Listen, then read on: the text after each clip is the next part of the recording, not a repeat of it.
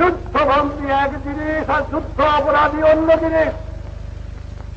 আজ আমার স্মরণ করতে হয়, এত 30 লক্ষ লোককে হত্যা করেছে, 1 কোটি লোক গ্যাস ত্যাগ করেছে, 2 কোটি ঘরবাড়ি জ্বালিয়ে দিয়েছে, রাস্তাঘাট সরকার করে ভেঙে দিয়েছে, নৌকা জাহাজ ডুবিয়ে দিয়েছে, বৈদেশিক মুদ্রা চুরি করে নিয়ে গেছে, কারেন্সি নোট জ্বালিয়ে দিয়েছে, গুদামে খাবার নাই,